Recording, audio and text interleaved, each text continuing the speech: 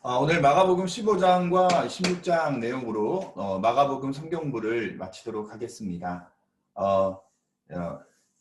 긴 2달 동안 우리가 이 성경 말씀을 깊이 묵상할 수 있어서 너무나 감사하고 또한 매 시간마다 열심히 참석하고 또 수업에 임해 주셔서 너무나 감사합니다. 자, 마가복음은 상대적으로 다른 사복음서에 비하면 예수 십자가에 관한 이야기가 간추려서 나오고 있는 것을 볼 수가 있습니다. 그것은 최초의 복음이기도 했지만 이 마가를 한 성령께서는 예수님의 십자가의 의미 너머에 있는 하나님 아버지의 마음을 이해하는 그 부분으로 마가복음을 접근하고 있다는 것을 볼 수가 있습니다. 자, 1절부터 5절까지의 말씀을 우리가 보면 빌라도에 관한 이야기가 나옵니다. 이 빌라도는요, 유대 총독으로 8번째 온 사람이고요. 그리고 다른 총독에 비해서 10년이라는 기간 동안 유대를 지배했던 사람입니다. 빌라도에 관한 역사적인 이야기는요. 이 빌라도를 파견 보낸 사람은 로마 황제와 절친의 영향력 있는 사람인데 그 영향력 있는 이 한 사람이 이 자신의 친구인 이 빌라도를 유대 총독으로 그렇게 보내게 됩니다.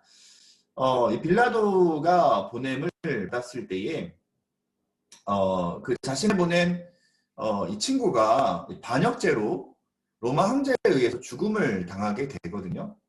근데 이 야망이 있는 이 빌라도는 자신을 청구하고 자신을 유대 총독으로 보냈던 그 자신의 이 바로 반역죄로 죽은 그 사람 때문에 혹시나 자기가 피해를 당하지 않을까라는 막연한 두려움이 있었대요. 10년 동안 그가 유대의 총독으로 있으면서 그의 유일한 관심은 밀란이 일어나서 도리어 자기가 로마 본국으로 송환되게 되면 자신은 이제 죽을 수 있다라는 그 강박증, 그래서 폭력적이고 비열하고 그리고 돈에 집착했던 이 빌라도의 모습을 우리가 볼 수가 있습니다. 결국은 이 빌라도는요, 10년 만에 로마로 되돌아가게 되는데 로마로 송환되었다라는 이 자신의 이 자괴감과 또 언제 죽을지 모르는 공포 앞에 로마로 송환된 다음 날 그가 자결하여서 죽게 되는 모습을 역사를 통하여서 발견하게 됩니다. 대제사장들이 이번에 이 재판을 나름대로 자신들의 재판을 진행하면서 자신의 법원은 이 예수님을 죽일 만한 법적인 근거가 아무것도 없어요. 그래서 그들이 의논할 때에 예수님을 누구에게 넘겨줄까? 빌라도, 로마 총독. 바로 죽일 수 있는 유일한 권리, 사형을 언도할 수 있는 유일한 권리를 가지고 있는 유대 총독으로 온 로마의 총독으로 온 빌라도에게 넘겨주자라고 그들이 의논하게 되는 것을 볼 수가 있습니다. 빌라도는 속으로 아마 너무나 좋았을 거예요. 왜냐하면 유대의 대제사장들을 만나려고 하여도 항상 비협조적이고 자신과는 거리를 두는 이 대제사장들의 모습을 보면서 이 마음속에 로마의 총독으로 유대 총독으로 부임하였던 이 빌라도는 이 대제사장들이 자신들에게 부탁하는 그 강경이 낯설기도 하였고 이들이 나에게 큰 부탁을 하려구나라는 그 마음의 모습으로 그들이 끌고 온 예수라는 이 젊은 예수를 바라보게 됩니다. 그때 예수님에게 이렇게 빌라도에게 묻죠. 너가 유대인의 왕이냐라고 물었을 때 예수님은 그렇다 말이 옳도다라고 얘기하게 됩니다. 아무리 생각해도 빌라도가 예수를 죽일 만한 그런 증거가 없거든요. 근데 대제사장들이 여러 가지로 예수 그리스도를 고발하는 장면이 나와요. 자, 이 빌라도가 물어봤죠. 야, 너희가 이 대제사장들이 너를 고발하는 소리가 안 들리니 너의 무죄를 입증해봐 라고 얘기합니다. 아마 빌라도는 이때 선택을 해야 돼요. 무엇을 선택할 것인가? 죄가 없는 이 예수를 내어줄 것인가? 아니면 이 대제사장들이 자신에게 우애의 제스처를 우호의 제스처를 취하는 그 우호의 손을 내가 붙들고 권력과 세상의 욕심을 의지할 것인가? 그 딜레마에 빠지게 해요.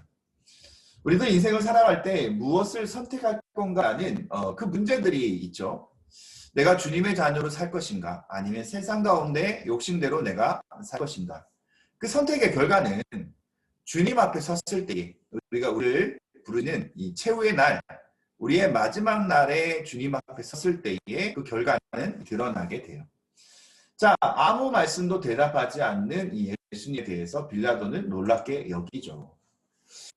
둘째, 이 빌라도는 이 예수가 죄가 없다라는 것을 알았는데 이 사람들의 요구에도 그냥 거절할 수는 없었어요. 돌려보낼 수가 없었어요.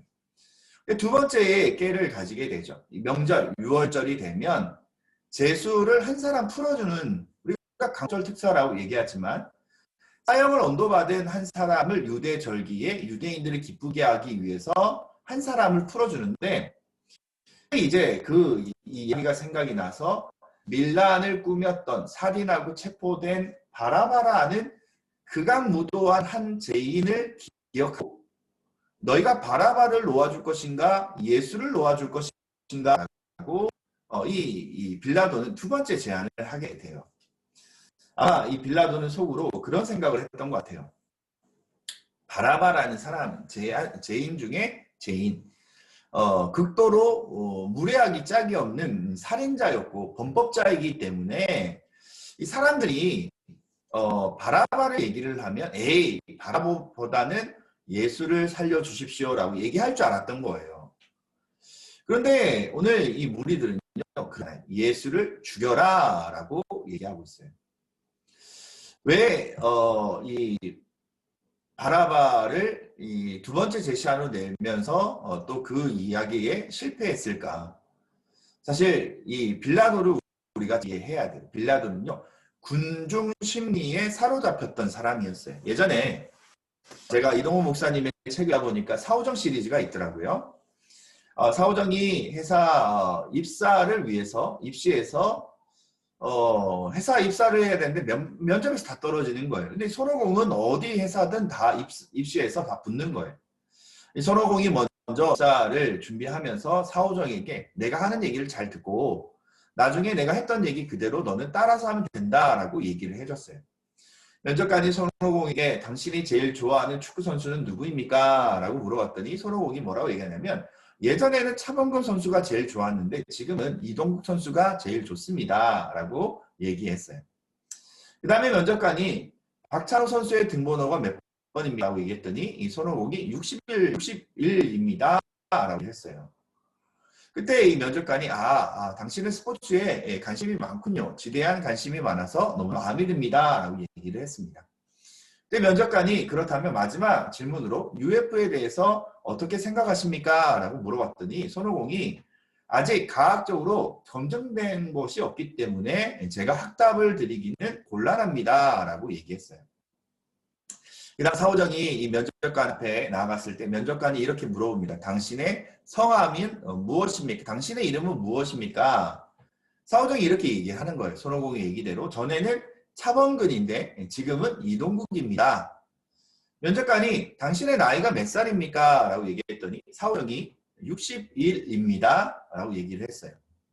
마지막으로 면접관이 너무 의아하면서 당신의 귀는 정상입니까? 제대로 작동됩니까? 라고 얘기했더니 과학적으로 아직 검증된 것이 없기 때문에 확답이기 곤란합니다. 결과는 떨어지게 되었다는 겁니다.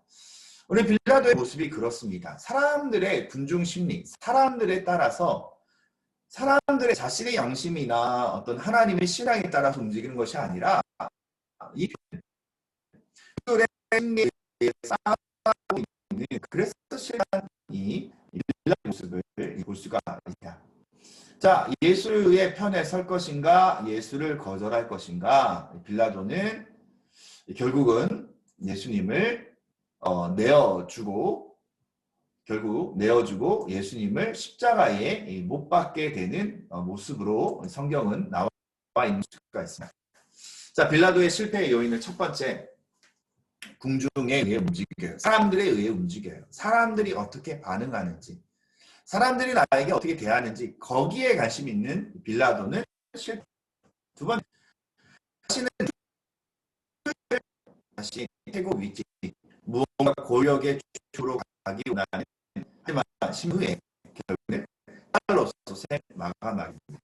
세 번째, 안해조차도 그가 무지합니다라고 얘기한 자신의 회피하여서 예수 그리스도를 십자가에 못 박아 죽이게 되고, 또 지금도 결국은 빌라도는 많은 사람들에게 원망과 제약의 상징으로 우리가 사도신경을 할 때마다 빌라도의 이름이 거론되고 있는 것을 볼 수가 있습니다.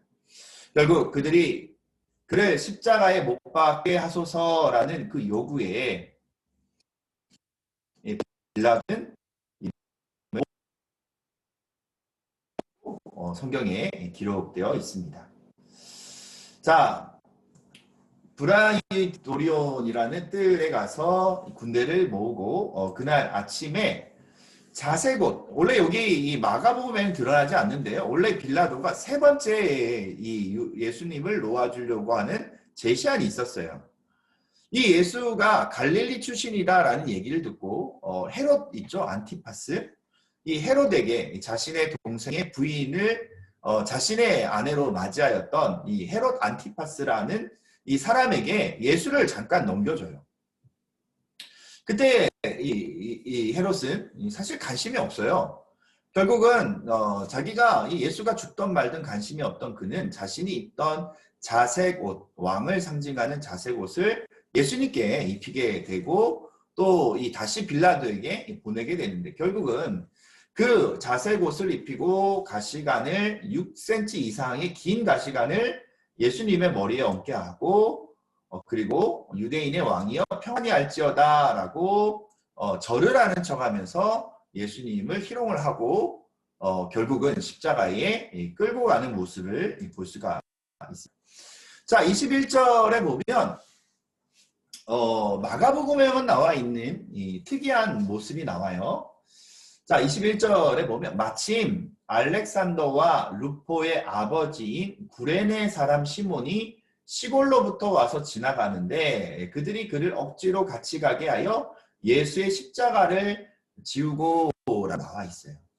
로마의 법에 보면요, 이 군인들이 자기의 군장들이 무거우면 지나가는 사람 아무나 4km를 갈 수 있는, 4km의 짐을 지우고 갈 수 있는 이 법안이 있어요. 이 로마의 군병이 자신의 군장은 아니지만 예수님의 십자가가 너무나 예수님에게 과할 때에 마침 거기를 지나가는 구레네 사람 시몬에게 억지로 십자가를 지우게 하는 일이 생기게 돼요. 구레네 사람 시몬은 얼마나 그의 마음 가운데 화가 났을까요? 하지만 억지로지만 예수님의 십자가를 지우고 갔을 때에 결국은 하나님은 결코 그 은혜를 잊지 않아요. 그리고 오늘 로마서 16장 13절에 보면 사도 바울이 로마 교회 편지를 보낼 때에 주 안에서 택하심을 입은 루포와 그 어머니에게 문안하라. 그 어머니는 곧 내 어머니니라 라고 얘기하고 있어요. 나중에 물론 이 구레네 사람 시몬은 그 후로도 성경에 등장하지 않는 걸로 봐서 아마 몇십 년 후에 일찍 죽음을 맞이하는 것 같아요. 하지만 그의 두 아들 알렉산더와 루포와 또 자신의 부인은 로마 교회뿐만 아니라 사도 바울에게는 없어서 안 되는 주님의 사람으로 든든한 믿음의 사람으로 세워졌다라는 것을 오늘 이 말씀을 통하여서 볼 수가 있습니다. 우리의 십자가는 결국은 주님은 우리를 잊지 않습니다.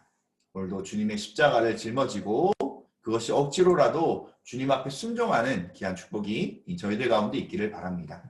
자, 예수님은 결국은 골고다 해골의 곳이라는 곳에 이끌려서 결국은 십자가에 못 박게 되고 결국은 제3시 오전 오후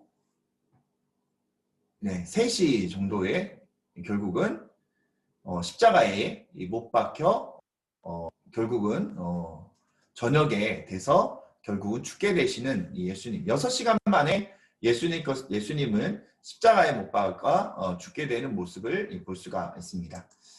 자, 그 위에 유대인의 왕이라고 헬라어, 또 히브리어, 아람어 이렇게 3개의 언어가 적혀 있고 그리고 예수님의 옆에는 바로 십자가에 못 박아 죽은 강도 둘이 있죠. 하나는 우편에, 하나는 좌편에. 그 중에 한 명은 예수님 당신과 천국에 있고 싶습니다라고 그가 마지막에 구원받는 한 사람에 관한 이야기가 나와요. 지나가는 사람들이 예수를 모욕하죠. 그리고 십자가에 내려오라라고 얘기하면서 대제사장들과 서기관들도 예수님을 희롱하면서 그가 다른 사람을 구원하였지만 자기는 구원할 수 없도다라고 십자가에 못 박힌 예수를 모욕하는 장면이 말씀으로 나와 있는 것을 볼 수가 있습니다. 결국 제6시가 되어 제9시까지, 제3시부터 9시까지니까 6시간 동안 예수님은 십자가에 달려 돌아가셨고, 결국은 예수님께서 제9시에 엘리 엘리 라마 사박다니, 나의 하나님 어찌하여 나를 버리셨습니까? 라는 그 말씀을 통하여서 예수님께서는 십자가에 달려 돌아가시는 모습을 우리가 볼 수가 있습니다. 마가복음은 예수님의 십자가에 대해서 많은 분량이 나와 있지 않아요. 그것은 주님의 그 십자가의 사건을 침묵하여 보시는 아버지의 심정, 아들이 고통당하시는 바로 우리의 죄 때문에 죽을 수밖에 없는 그 예수 그리스도를 멀리서 눈물로 암흑으로 보고 계시는 하나님 아버지의 마음이 오늘 복음의 말씀에 그대로 담겨져 있다는 것을 볼 수가 있습니다.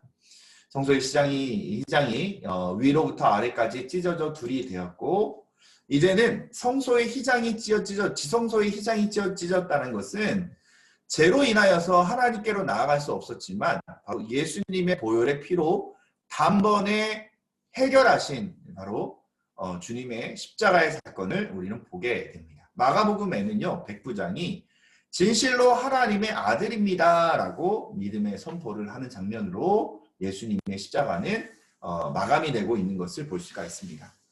자, 멀리서 바라보는 여인들이 나와요. 제자들은 다 도망갔죠. 근데 그 중에 막달라 마리아와 작은 야고보와 요셉의 어머니 마리아와 또 살로메가 있었다라고 나와 있어요. 오늘 이 막달라 마리아는 예수님의 부활의 첫 증인이 된 사람이에요. 16절 9절 말씀에 예수께서 안식구 첫날 이른 아침에 살아나신 후 전에 7 귀신을 쫓아내어 주신 막달라 마리에게 먼저 보이시니라고 성경에 나와 있어요.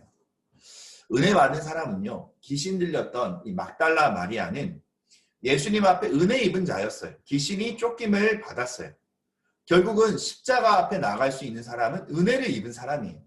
나를 구원하신 그 십자가의 은혜를 아는 사람이 부활의 첫 증인이 될 수 있음을 우리의 마음 가운데 기억하길 바랍니다. 41절 말씀에도 예루살렘에 올라온 여자들이 많이 있어요.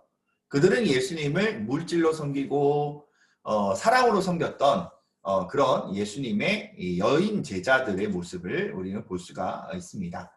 자, 43절에 도망간 제자가 너무나 대조적인 한 사람이 나와요. 아리마대 사람 요셉이에요. 자, 이 사람은 존경받는 공예원이고 하나님 나라를 기다리는 자예요. 아리마대 사람 요셉은요, 예수님의 십자가의 사건을 보고 그는 결단해요.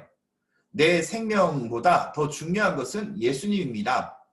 예수님의 십자가의 감명을 받고 예수님의 십자가의 은혜를 받은 이 아리마대 사람 요셉은 빌라도에게 당돌이, 사실 이 단어가 마음에 들지 않지만 당돌이라는 의미 가운데 당당하게 죽을 각오하고 생명을 포기하고서라도 예수님의 십자가를 기억하여서 예수님의 시체를 달라라고 얘기를 해요. 이 아리마대 사람의 특징은 하나님의 나라를 기다리는 자다라고 성경에 기록되어 있어요. 요한복음에는 니고데모에 관해서도 나와요. 같은 공예인이었는데 요한복음 3장에 밤에 몰래 자신의 신분이 드러나지 않기 위해서 밤에 몰래 찾아왔던 니고데모도 요한복음에는 이 아리마대 사람 요셉과 마찬가지로 나도 예수님의 제자라라고 얘기하면서 십자가의 무덤 앞에 당돌이 나왔던 또 다른 제자 니고데모에 관한 이야기도 우리는 성경을 통하여서 만나볼 수가 있습니다. 자, 빌라도가 요셉에게 시체를 내어주게 되죠. 아마 이 돈을 좋아했던 빌라도는 분명히 요셉에게 무언가 더 요구했을 거예요. 그럼에도 불구하고 빌라도에게 자신의 모든 것을 주더라도 예수님의 시체를 자신의 이 돌 무덤에 장사 지내는 당당한 아름다운 믿음인 아리마대 사람 요셉이 오늘 마가복음에서 칭찬받는 한 사람으로 나와 있다는 것을 볼 수가 있습니다. 자, 막달라 마리아와 요셉의 어머니 마리아가 예수님을 둔 그 시신을 안치한 돌 무덤을 지켜보고 있어요. 그것은 바로 그 다음날, 그 다다음날 예수님을 찾아오기 위함이었죠. 자, 마지막 16장입니다. 우리 1절 말씀을 보시면 안식일이 지남에 막달라 마리아와 야고보의 어머니 마리아와 또 살로메가 가서 예수께 바르기 위하여 향품을 사다 두었다가 안식 후 첫날 매우 일찍이 해 돋을 때 그 무덤에 가서 서로 말하되 이렇게 얘기를 합니다. 누가 우리를 위해서 무덤에 있는 돌을 굴려줄 수 있을까? 왜냐하면 그 돌이 엄청났거든요. 자, 그런데 눈을 들어본즉 그 무덤 앞에 돌이 굴러져 있는데 그 돌이 심히 크더라 라고 나와 있어요. 자, 이제 부활해서 승천하기까지의 모습을 우리가 지도로 보시면, 자, 예수님은 첫 번째로 부활하시죠. 바로 부활하신 빈 무덤을 우리가 보게 돼요. 두 번째로는 오늘 막달라 마리아와 다른 여인들 또 11명의 제자들 도마에게 예수님께서 나타나시는 모습을, 부활하신 예수님이 나타나시는 모습을 볼 수가 있어요. 자, 세 번째는 엠마오로 가는 이 두 제자 앞에 나타나서 예수님은 갈릴리로 올라가셔요. 그리고 네 번째는 아마 예수님이 갈릴리 지방에서 11명의 제자들과 만나게 되죠. 또 그리고 예수님은 이 갈릴리 바다에서 고기 잡고 있는 이 제자들을 또 만나게 돼요. 그리고 마지막으로 예수님은 야고보와 또 500여 명의 형제, 오늘 여기서 야고보라는 것은 예수님의 친동생을 얘기해요. 바로 예루살렘 교회의 수장이 될 야고보 앞에 나타나게 되고 500여 명의 이 문도들에게 나타나서 예수님은 마지막 작별의 인사를 하시고 그리고 결국은 감람산, 바로 올리브산에서 예수님은 승천을 하시는 모습을 우리는 성경을 통하여서 볼 수가 있습니다. 자, 청년이 이르되 놀라지 말라. 너희가 십자가에 못 박힌 나사렛 예수를 찾는구나. 그가 살아나셨고 여기 계시지 아니하리라. 보라, 그를 두었던 곳이다 라고 얘기하시면서 그곳에 세마포가 가지런히 정돈되어 있는 것을 볼 수가 있어요. 자, 그리고 이렇게 얘기를 하죠. 갈릴리로 가실 것이다. 너희보다 먼저 갈릴리에 가실 것이다 라고 얘기를 하는데, 여자들은 놀라운 이 광경 가운데 무서워서 도망하여서 아무 말도 아무에게 하지 못하면서 떨고 있다가, 그리고 이제 예수님께서 이제 7 귀신을 쫓아내어 주신 막달라 마리아에게 먼저, 은혜 입은 자에게 먼저 나타나시죠. 그리고 이 마리아가 슬퍼서 울고 있는 이 사람들에게 가서 예수님 부활하셨어. 내가 부활하신 예수님을 만났어 라고 얘기를 하죠. 근데 사람들이 믿지를 않아요. 살아나셨다는 것도 믿지 않고 마리아에게 보이셨던 것도 듣고도 믿지 아니합니다 라고 나와 있어요. 자, 엠마오로 가는 누가복음의 24장에도 나와 있지만 마가복음 16장 12절에 엠마오로 걸어가는 이 두 사람에게 다른 모양으로 나타나셨어요. 두 제자는 알지 못하죠. 그리고 나중에 그들과 함께 떡을 뗄 때에 이 엠마오로 가는 두 제자는 그때서야 예수님이다라는 것을 알게 되죠. 자, 그리고 그 후에 11제자가 음식 먹을 때에 예수께서 그들에게 나타나사 그들이 믿음 없는 것과 마음이 완악한 것을 꾸짖으셔요. 네, 살아난 것을 그들도 믿지 않고, 그때 예수님께서 또 이르시되 너희는 온 천하에 다니며 만민에게 복음을 전파하라 라고 예수님의 지상명령을 그들에게 내려주는 것을 볼 수가 있습니다. 자, 믿고 세례를 받는 사람은 구원을 받을 것이다. 믿는 자들에게는 귀신을 쫓아내고 새 방언을 얘기하며 무슨 독을 마실지라도 해를 받지 아니하고 병든 사람에게 손을 얹은즉 나을 것이다 라고 말씀을 하시고, 그리고 이제 하늘로 올라가셔요. 감람산으로 승천하시는 모습을 보게 돼요. 자, 그때 마지막으로 20절 말씀에 제자들이 나가 두루 전파할세 주께서 함께 역사하사 그 따르는 표적으로 말씀을 확실히 증언하시니라 라고 나와 있어요. 마가복음 16장 20절이 끝이지만 사실 시작이에요. 이제 사도행전으로 연결돼요.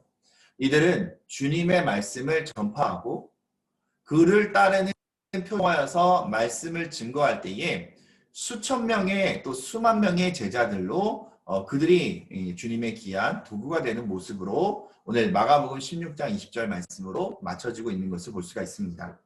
우리가 예수님의 십자가를 이해하기 위해서는요, 마가복음만 읽어서는 안 되고요. 특별히 요한복음을 읽으실 때 요한복음 11장부터 21장까지 이 요한복음의 반 정도가 되는 십자가로 나아가시는 예수님의 모습을 꼭 참고해서 여러분들 읽으시고 오늘 원복음, 사복음서 가운데 가장 먼저 기록되어 있던 마가복음. 마가 요한이라는 사람 우리가 너무 잘 알죠. 13살, 14살 정도 되는 젊은 청년이었던 학생이었던 이 마가 요한, 부잣집 도련님이었던 이 마가 요한은 바로 예수님이 십자가에 잡혀가실 때에 그때 빨가벗고 이불만 덮고 예수님을 마중 갔다가 사람들에 의해서 벗은 몸으로 도망가였던 이 부끄러운 각오를 가지고 있지만 또한 더 큰 부끄러움은 그가 사도 바울과 전도여행을 떠났다가 1차 전도여행에서 사도 바울과 또 맞지 않았고 또 풍토병에 시달리면서 그가 힘든 이 전도 여행길을 도망갔던 이 실패자였던 그를 바로 주님은 잊지 않으시고 그를 복음서의 첫 번째 성경 기록자로 성령의 이 기록자로 우리를 부르시는 실패자를 사용하시는 주님의 모습을 우리는 성경을 통하여서 볼 수가 있습니다. 마가복음을 통하여서 우리가 한 가지 소망을 가질 것은 나도 실패하였고 나도 죄인이지만 그럼에도 불구하고 우리를 사용하시는 주님의 사랑 앞에 순순히 항복하고 복음의 자리로 전도자의 모습으로 나아갈 수 있는 귀한 은혜가 저희들 가운데 있기를 바랍니다. 줌으로 우리가 성경 공부를 해봤는데요. 솔직히 저의 평가는 쉽지 않습니다. 직접 보고 설교를 하는 것도 아니고 그렇다고 이 말씀을 충분히 우리가 피드백하면서 나눌 수 있는 그런 시간은 아니었지만 변화되는 이 시대에 무언가 우리가 말씀을 어떻게든 알아가기 위하여서 애쓰고 노력하였던 그 점이 서로 칭찬하고 격려할 수 있는 그런 시간이었음을 기억하여서 마가복음뿐만 아니라 성경을 대할 때에 한 구절 한 구절 우리의 마음속에 들어올 수 있도록 최선을 다해서 우리가 말씀을 공부하고 성경을 이해해 나갈 수 있는 귀한 은혜가 저희들 가운데 있기를 바랍니다. 기도하고 마치겠습니다. 하나님, 마가복음의 말씀을 마쳤습니다. 주일날 우리가 마가복음을 짧은 구절 끊어서 저희가 성경 말씀으로 저희가 하나님이 주신 말씀으로 저희가 새겨 들을 때에 마가복음을 읽고 또 필사하고 마가복음을 깊이 있게 묵상할 수 있는 그런 귀한 시간 주셔서 너무나 감사합니다. 주님, 주님의 일대기를 우리가 다 알 수 없지만 성령께서 우리에게 지혜를 주셔서 주님을 만나게 하시고 십자가의 주님과 동행함으로 말미암아 우리도 자기 십자가를 짊어지고 주님을 따라하는 귀한 은혜가 저희들 가운데 있게 하여 주시옵소서. 감사합니다. 예수님 이름으로 기도합니다. 아멘. 네, 감사합니다. 수고하셨습니다.